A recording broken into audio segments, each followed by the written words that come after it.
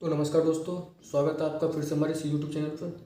तो दोस्तों, आज हम इतिहास का बहुत ही बढ़िया और इम्पोर्टेंट, ज़्यादा बड़ा टॉपिक नहीं है। सिकंदर छोटा सा टॉपिक है, लेकिन आपके लिए काफ़ी इम्पोर्टेंस रखता है एग्जाम के हिसाब से। इतिहास में पढ़ना है तो सबसे पहले सिकंदर के लिए जानना ना काफ़ी बढ़िया है, क्योंकि सिकंदर कौन था, एक विश्व विजेता बनना चाहता था। विश्व विजेता के अभियान पे ये निकला था। तो इसके बारे में आज जो है जानने वाले हैं। सबसे पहले बात करते हैं सिकंदर की। तो सिकंदर को हम अलेक्जेंडर के नाम से भी जानते हैं। सिकंदर को अलेक्जेंडर भी कहा जाता था। अब इसकी बात करें तो ये इसका जन्म हुआ था 20 जुलाई 356 BC में हुआ था। 356 BC में इसका जन्म हुआ था अलेक्जेंडर का। ठीक है, कहाँ का था ये? मकदूनिया का शासक था। मकदूनिया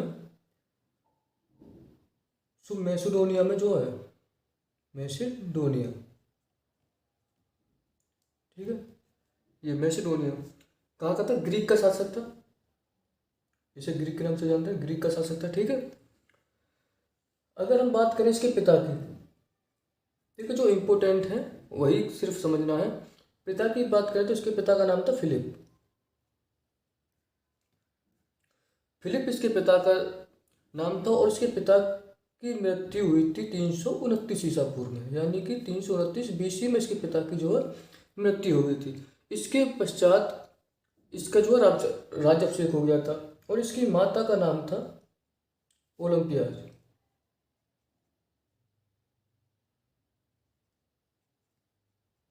ओलंपियाज इसकी माँ का नाम था। और इसकी पत्नी की बात करें तो पत्नी के बारे में जान लेते हैं। पत्नी का नाम था रुक्साना। ठीक है, पत्नी का नाम था, या कह सकते हैं रेक्सोना। ठीक है, रेक्सोना क्या था? इसकी पत्नी का नाम था। थोड़ा पहले इसकी जो पर्सन है उसके बारे में जान लेते हैं। इसकी संतान भी थी, यानी पुत्रों की बात करें तो इसके पुत्र का नाम सिकंदर था। सिकंदर तो इसका भी नाम था, लेकिन सिकंदर जो चतुर्थ था। ठीक है, याद रखना, सिकंदर चतुर्थ था। कौन? अलेक्जेंडर के पुत्र का नाम। और एक तो मैसिडोन, मैसिडोन एक इसका पुत्र का नाम था मैसिडोन। ठीक है, कौन था? अब देखिए, सिकंदर के जन्म कब हुआ? 20 जुलाई 356 BC में। मकदूनिया का शासक था। पिता का नाम फिलिप्स था, जिसकी मृत्यु 329 ईसा पूर्व में हो गई थी। माता ओलंपियाज थी। पत्नी का नाम रक्सेना था, और पुत्र सिकंदर चतुर्थ और मैसिडोन था। और सबसे बड़ी बात, इंपॉर्टेंट टॉपिक है इनके गुरु। गुरु यहाँ पर थे अरस्तु। अरस्तु इसके गुरु का नाम था। जैसे हम कहते हैं बायोलॉजिकल जूलॉजिकल का पिता कहा जाता है, वही अरस्तु है। ठीक है, और अरस्तु के भी यहाँ पर एक गुरु थे जिनका नाम था प्लूटो। प्लूटो नाम था किसका? प्लूटो किसके गुरु थे? अरस्तु के। अरस्तु के भी एक गुरु थे जिनका नाम था सुकरात। सुकरात। अब देखिए, सुकरात के बारे में जानना, थोड़ा सा जानेंगे तो थोड़ा बहुत धर्म जो पढ़ना पड़ेगा उसके बारे में बात करेंगे। अब देखिए, सुकरात जो है, अब सुकरात ये एक शांति प्रिय थे, दार्शनिक थे। ठीक है, दर्शन किया करते थे लोगों का। तो ये सुकरात वही है। सिकंदर गुरु का नाम अरस्तु, अरस्तु के गुरु का नाम प्लूटो, और प्लूटो गुरु का नाम हो गया पर सुकरात। ठीक, अब देखिए सिकंदर की मृत्यु के बारे में बात करते हैं। थोड़ा बताता हूँ। मृत्यु मृत्यु हुई थी 323 ईसा पूर्व में। ठीक है, BC में। तो ये मात्र 33 वर्ष की उम्र में इसकी क्या हो गई थी? मृत्यु हो गई थी। अब देखते हैं, जो मेन टॉपिक है जो आपको समझना है वो क्या है। सिकंदर के पिता की मृत्यु के पश्चात, फिलिप की मृत्यु के पश्चात सिकंदर को विश्व गुरु यानी विश्व विजेता बनने की चाह थी। तो ये विश्व विजेता बनने के लिए अपने गुरु अरस्तु से आशीर्वाद लेकर विश्व विजेता बनने के लिए वहां से अभियान पर निकल पड़ा। विश्व विजेता के अभियान पर जब ये निकला तो इसने काफ़ी सारे सल्तनतों को इसने हरा दिया, जैसे ईरान, ठीक है, सीरिया, सीरिया को इसने हराया था, मिस्र, ठीक है, और जैसे नाम लिखती है मिस्र हो गया, और फिनिशिया हो गया, जेदुआ हो गया, गांजा हो गया, बैक्टीरिया। और भारत में जैसे भारत की जो बात आती है, सबसे मेन टॉपिक जो आता है इसका, भारत में सबसे बात आती है इसकी, भारत में से पंजाब को जीत लिया था, पंजाब के क्षेत्र को इसने भारत में जीत लिया था। अब कैसे जीता था, और जो पंजाब के यहाँ पर शासक की बातें आते हैं यहाँ पर पुरु या कह सकते हैं पोरस, ठीक है, पोरस। अब इसका जो सिकंदर था, इसका जो सीरिया क्षेत्र से होता हुआ, सीरिया को जीतते हुए ये कहाँ से आया, भारत में आ गया, क्योंकि इसको पता था, इसकी माँ इसको प्रेरित करती है, अगर इसने पूरे भारत को जीत लिया, इसने भारत को फतह कर ली, तो ये पूरे विश्व को जीत सकता है बड़ी आसानी से। तो इसको विश्व विजेता बनने में सबसे बड़ी कठिनाई कहाँ, रुकावट कौन खड़ा था पर, भारत सबसे बड़ी चुनौती थी इसको जीतने के लिए, किसको, विश्व विजेता बनने के लिए सबसे बड़ी जो चुनौती थी इसके लिए भारत थी। अगर ये भारत को जीत लेता तो विश्व विजेता ये आसानी से बन सकता था।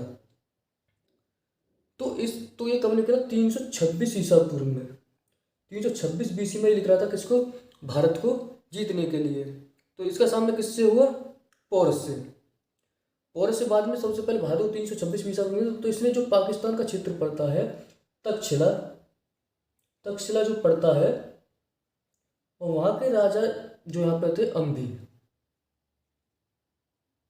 अंभी कौन थे, यहाँ पे तक्षशिला के राजा थे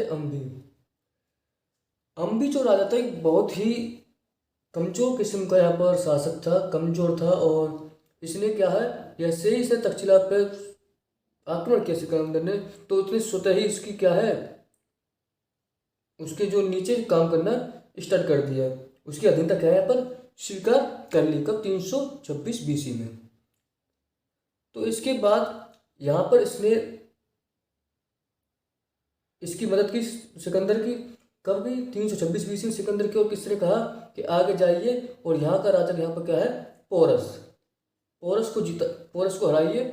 और पोरस का जो क्षेत्र पड़ता है वो झेलम और चेनाब नदी, इसके बीच का जो हिस्सा है वो पूरा पोरस के अधीन आता था, पूरा जो क्षेत्र था, यहाँ तक इसका पोरस का शासनकाल फैला हुआ था। और जो पोरस का युद्ध हुआ था वो हुआ था झेलम नदी के तट पर, जिसे हाइड स्पीच के नाम से जाना जाता है, हाइड स्पीच के नाम से यहाँ पर जाना जाता है, झेलम का युद्ध जाना जाता है, ठीक है। कौन पूछ सकता है कि झेलम का युद्ध किस नाम से जाना जाता है, हाइड स्पीच के नाम से। सिकंदर और पोरस की जो लड़ाई हुई थी वो कहाँ हुई थी, झेलम नदी के तट पर, या कह सकते हैं हाइड स्पीच पे, ठीक है, हाइड स्पीच का युद्ध भी इसे कहा जा सकता है। अब इसके बाद जैसे इसकी जो यहाँ पर सिकंदर का जो हाइड स्पीच या झेलम पर युद्ध हुआ, तो इस पर यहाँ पर इसके घोड़ा था, उसका यहाँ पर मृत्यु हो जाती है, उसे कहते हैं बहुकेफला, ठीक है। झेलम नदी के तट पर इसके बहुकेफला एक घोड़ा था, जिसकी यहाँ पर सिकंदर घोड़े यहाँ पर क्या हो जाती है, मृत्यु हो जाती है। और इसी के तट पर इसे एक बसाता है एक शहर, जिसे कहते हैं बहुकेफला शहर। तो वही झेलम के, इसके घोड़े का नाम था बहुकेफला, ठीक है, घोड़ा।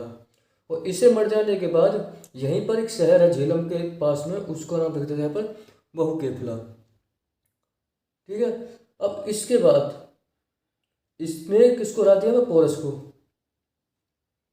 पोरस को कहते हैं कि काफ़ी बढ़िया युद्ध हुआ था पोरस को इसके बीच, पोरस को लेकिन ये हरा नहीं पा रहा था, क्योंकि सिकंदर ने जितने भी युद्ध लड़े थे वो घोड़ों से लड़े थे, घोड़ों की सहायता से लड़े थे, घोड़ों पर युद्ध करते थे। लेकिन पोरस ने 300 से 400 हाथियों का एक झुंड बना के, यानी कि उनको प्रशिक्षित करके युद्ध के लिए ही उनको तैयार किया था, कितने 300 से 400 घोड़े को हाथियों को तैयार किया था युद्ध के लिए। जैसे ही जब पोरस आया तो इसने अपने हाथियों को छोड़ दिया, जिससे जिससे कि इसको काफ़ी ज़्यादा नुकसान हुआ। इसको सिकंदर को जैसे काफ़ी सारा नुकसान हुआ तो इसने क्या कहा कि अपने काफ़ी दिमाग लगा के तो इसने अपने जो तीरंदाज थे उनसे कहा कि हाथी की आंखों पर निशाना लगाओ। तो जैसे इसकी आंखों पर निशाना लगाया गया हाथी की आंखों पर, तो हाथी अंधे हो गए, जिसके कारण उसने अपनी ही सेना को चलना जो है स्टार्ट कर दिया। इतना बेहाल हो गया पोरस की सेना का उसके ही हाथियों द्वारा कि जितना सिकंदर खुद नहीं कर पाता। तो इसे देखते हुए जब सिकंदर की सेना काफ़ी जख्मी हो गई और पोरस की सेना काफ़ी जख्मी हो गई, तो इस युद्ध को विराम देने का प्रस्ताव किया गया और इसके जो पोरस के विश्वासपात्र मित्र था उसके द्वारा सिकंदर की उसकी संधि करा दी गई। मजबूरी उसको सिकंदर का मदद करनी पड़ी और इसने कहा कि सिकंदर और जो अम्बी था, सिकंदर और अम्बी, और उसने किसको मिला लिया, पोरस को हरा दिया। भाई हरा हुआ शासक है, उसको उसकी बात माननी पड़ेगी। ठीक है। तो इसके बाद कारण क्या था कि अम्बी जो पोरस जब हारा था तो इसने कहा था सिकंदर ने, या तो तुमको हमारी मदद करनी पड़ेगी या हम तुमको मार देंगे। तो पोरस ने कहा कि मुझे मार दीजिए, मुझे तुम्हारी ज़िंदगी दी हुई ज़िंदगी नहीं चाहिए। तो ये बात सुनकर सिकंदर काफ़ी खुश हुआ और उसके जो सिकंदर ने इसके दोस्त यानी कि पोरस के जो मित्र था उसको समझाया, उससे कहा कि मेरी उसकी संधि करा दीजिए। तो उसकी संधि यहाँ पर हो गई थी, जिसके कारण बस क्योंकि हारा हुआ शासक था, वरना दोबारा सिकंदर आक्रमण करता और काफ़ी सारा नुकसान हो चुका था। तो जिसकी वजह मजबूरी में उसको उसकी मदद करनी पड़ी। और इसके बाद ये यहाँ नहीं रुका, झेलम के बाद ये कहाँ चल दिया, झेलम के बाद ये चल दिया मगध की तरफ। और मगध के ऊपर क्या थी, व्यास नदी थी, और ये सबसे बड़ी यहाँ पर रुकावट बन गई। किसके लिए, सिकंदर के लिए। इस व्यास नदी को देखते हुए सिकंदर की सेना ने यहाँ पर मना कर दिया कि हम इसके आगे नहीं जाएंगे, क्योंकि पहले ही जो सिकंदर की जो सेना थी काफ़ी सारे युद्ध करती हुई आ रही थी और इसने जो हाल ही में पोरस से भी युद्ध किया था, जिसके कारण इसकी सेना में काफ़ी ज़्यादा नुकसान हुआ था।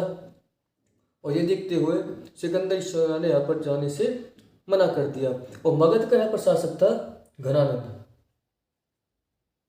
घनानंद जो यहाँ पर शासक था ये काफ़ी क्रूर शासक था। और एक बार इसके यहाँ गए थे यहाँ पर चाणक्य इसके पास गए कि सिकंदर ने आक्रमण कर दिया है। तो इसने घनानंद ने चाणक्य का यहाँ पर क्या किया, अपमान किया था। और लेकिन चाणक्य की नीति के अनुसार ही व्यास नदी पर एक अफवाह फैला दी है कि जो भी व्यास नदी को यहाँ पर पार करता है, ये देवों की भूमि, यहीं से भारत का मुख्य भाग जो है चालू हो जाता है व्यास नदी से। तो जो भी इस पर बिना अनुमति यहाँ पर आक्रमण करता है तो उसे श्राप लग जाता है। तो एक अफवाह यहाँ पर चाणक्य द्वारा फैला दी गई कोई, तो इसका भी काफ़ी डर होगा किसमें, सिकंदर की सेना के अंदर। किसका, व्यास नदी का, कि अगर इसे पार किया जाएगा तो सेना मारी जाएगी। तो लेकिन सेना जब पार नहीं की तो सिकंदर ने फैसला किया कि यहाँ से वो यहाँ पर लौट जाएगा। तो जब ये लौटने का समय आता है यहाँ पर, तो सिकंदर वापस जाता है यहाँ पर 25 यानी 2325 BC में यहाँ से सिकंदर वापस लौट जाता है भारत से। और अपना जो जीता हुआ भारत पंजाब का जो हिस्सा है वो किसको दिया जाता है, यहाँ पर इसका जो सेनापति था सेल्यूकस निकेटर। इसकी दो यहाँ पर सेनापति थे, एक था थल सेना का, एक था जल सेना का। ये है थल सेना का, और जल सेना का यहाँ पर आता है निर्याकस। निर्याकस यहाँ पर क्या है, जल सेना के ऊपर सेनापति है। ठीक है। ये अरब सागर से जो है, जो ये अरब सागर पड़ता है, यहाँ से अपनी सेना को यहाँ से वापस ले गया। और थल सेना से कौन चला गया,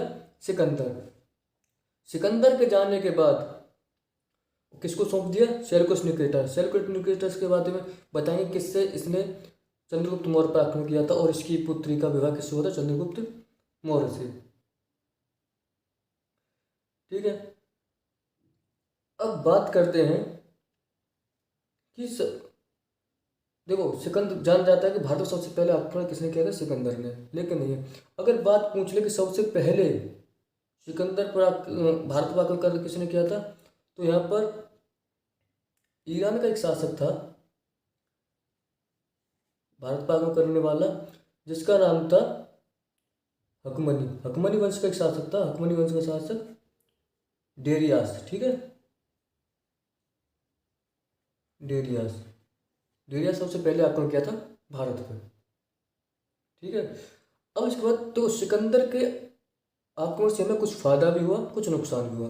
फायदा हमको क्या हुआ कि जब इसने जो ये युद्ध किया था या आक्रमण किया था भारत पे, तो ये यूनानी जो बुक है, यूनानी बुक में इसकी जो डिटेल से लिखा गया है, ये कब हुआ था पूरी डिटेल वाइज ये जो युद्ध है लिखा गया, जिसके कारण हम ये आसानी से लगा सकते हैं। उसी हिसाब से हमने अपने क्या है BC लगाना पर चालू कर दिया, अपनी डिटेल को वहाँ पर लिखना कि कब क्या हुआ, कैसे हुआ, सब वहाँ पर हमने देख लिया। अब देखिए कब जब ये वापस गया, कौन गया, सिकंदर। जब सिकंदर वापस गया तो इसकी मृत्यु कब हुई थी, 323 BC में हुई थी। कहाँ पर हुई थी, बेबीलोन में, बेबीलोन सीरिया। ठीक है, बेबीलोन में इसकी यहाँ पर मृत्यु हो गई थी। तो इसका जो सपना था विश्व विजेता का सपना, यहाँ पर क्या है, ये टूट जाता है, लेकिन ये विश्व विजेता यहाँ पर नहीं बन पाता। लेकिन सिकंदर को भी यहाँ पर विश्व विजेता कहा जाता है। जब भी पढ़ा जाता है इसे विश्व विजेता, विजेता के नाम से आता है, क्योंकि इसका कुछ कारण है। क्योंकि जितने इसने भूमि जीत ली थी पूरे विश्व की, उतनी भूमि कोई नहीं आज तक जीत पाया था। लेकिन सबसे बड़ी इसकी रुकावट जो था, भारत बन बैठा था। अगर ये भारत को यहाँ पर जीत लेता तो ये पूरे विश्व को यहाँ पर जीत सकता था। इसलिए इतिहास में इसे विश्व विजेता के नाम से जाना जाता है। भारत में कितने वर्ष रुका ये, भारत में ये मात्र 19 माह ये भारत में रुका था सिकंदर। ठीक है, 19 माह भारत में रुका। और इसके बाद इसके जो घोड़े के नाम पर अपना इस तरह का झेलम की नदी हाइडिस्पिस के नाम से जाना जाता है। वहीं पर इसकी भाई बहू केफला जो था घोड़ा, उसकी मृत्यु हो गई। उसी अगर उस पर वहाँ पर इसने एक गांव बसाया जिसका नाम था बहू केफला शहर। तो ये था एक छोटा सा टॉपिक सिकंदर। तो आशा करता हूँ आपको ये वीडियो पसंद आई होगी। अगर आपको वीडियो पसंद नहीं आई है तो बता सकते हैं आपको उसमें क्या पसंद नहीं आया और कहाँ पर आपको डाउट है। अगर आपको उसको डाउट है तो उसे कमेंट कर बताइए, उसका अप्लाई करूँगा। अगर आपको पसंद आई तो लाइक कीजिए, सब्सक्राइब कीजिए और अपने दोस्तों के साथ शेयर कीजिए। तब तो बने रहिए। नमस्कार।